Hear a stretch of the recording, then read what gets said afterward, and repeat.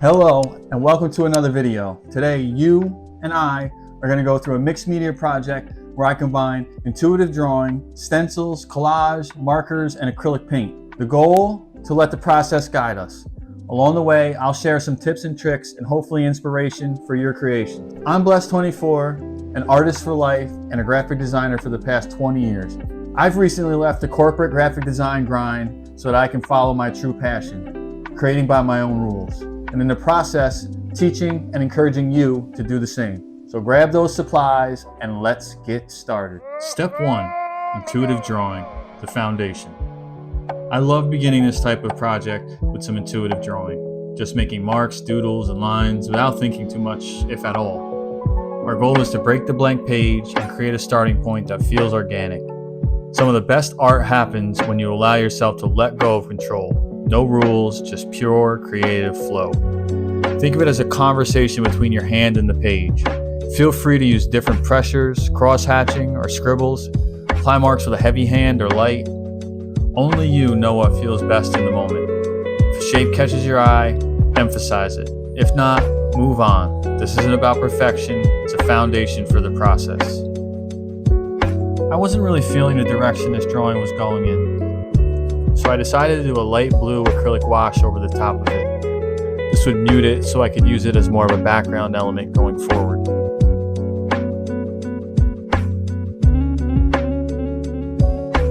Step 2, collage, adding texture and depth. Now for one of my favorites, collage. I'm using a cutout from an old pinup girl calendar. Old book pages, decorative papers, and magazine clippings are also great options, amongst so many others. These random scraps bring unexpected textures and layers.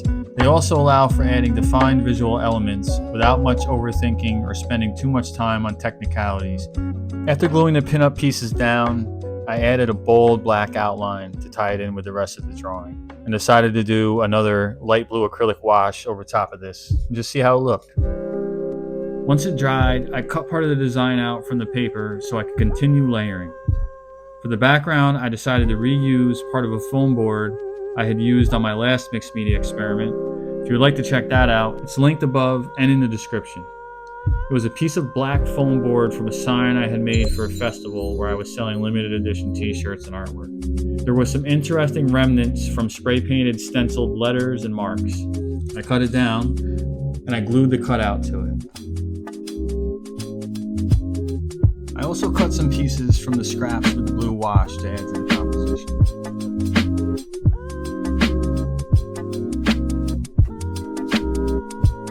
I then started making a whole bunch of cutouts using stencils and some dark colored polka dotted decorative papers and a light blue paper that was a close match to the wash color I used previously.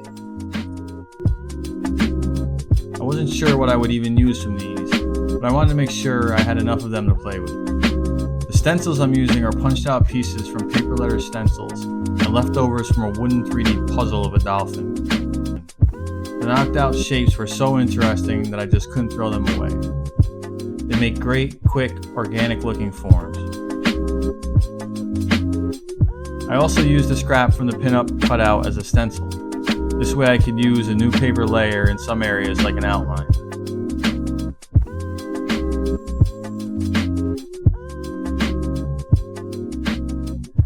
Once I felt I had more than enough cut, I got them organized by paper type and got ready to start gluing. There's no right or wrong way to do this. The trick is to just let the layers interact rather than overthink their placement.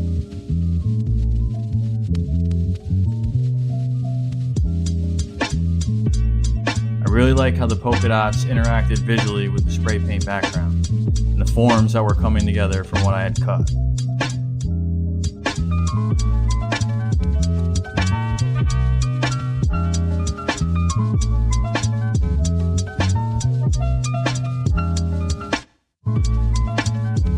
Step 3, markers and acrylic, tying things together. Once I was happy with the collage composition, I went back to a black marker and did some additional intuitive drawing to make some connections between forms. This started to tie things together more visually. I then used paint markers to further establish desired shapes and continue to add more contrast.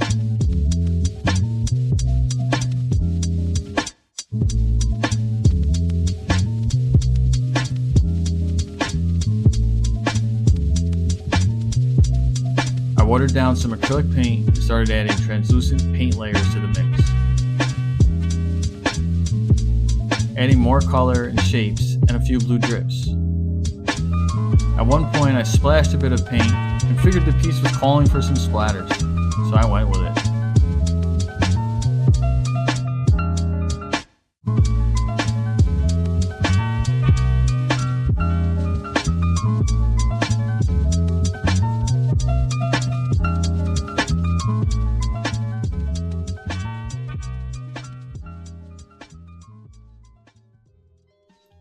Once this layer of paint dried, I went back in with the black marker over my lines, developing additional depth and enhancing existing visual elements. These black lines really make the eye move around the piece, trying to decipher what exactly is being looked at. This is what I appreciate about the mystery of intuitive drawing and the random feel of the collage pieces. So much is left to the interpretation of the viewer. I don't want everything to feel flat, so I use markers to outline or highlight some areas, creating a push and pull between layers. If something feels too bold, I'll soften it later with paint. It's all about playing.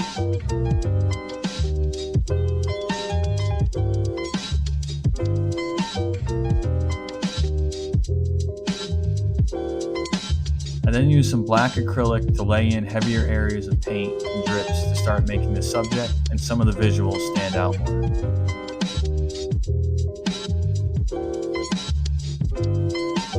I love the energy that the drips bring to the chaotic layout, making it all almost seem to be in motion. The shadows this black layer adds also continues to build the contrast of the piece, further adding depth.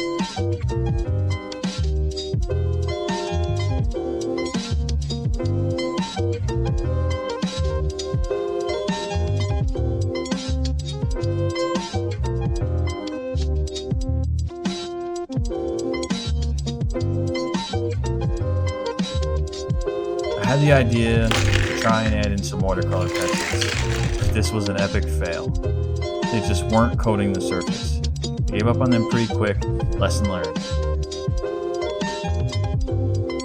I Mod Podged the whole thing to seal in what was there as it was. Step 4. Acrylic wash, rinse, and repeat. After the Mod Podge dried and I had been away for a bit, I felt things were a little too busy.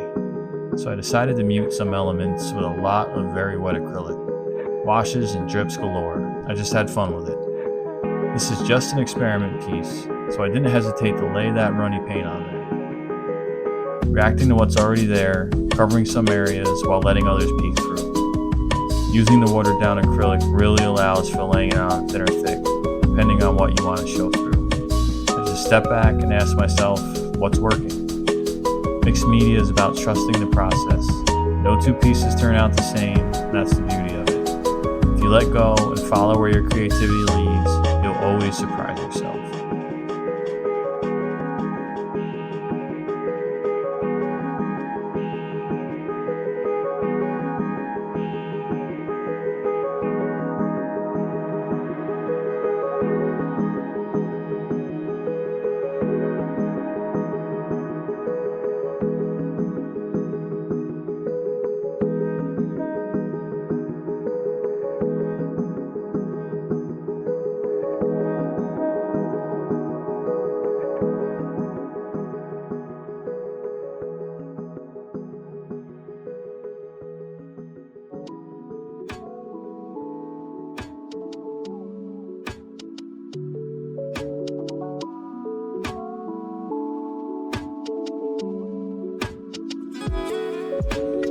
Step 5, the final touches. Once the wash layers dried, it was time to add a few final touches. I used some blue markers and highlighters to further emphasize the areas I wanted to stand out more visually.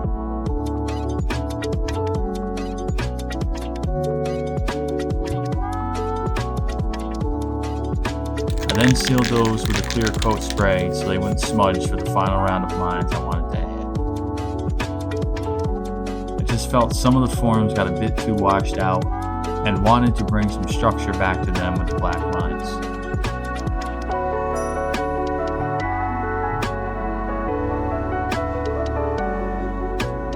One last layer of Mod Podge sealed the deal on this one.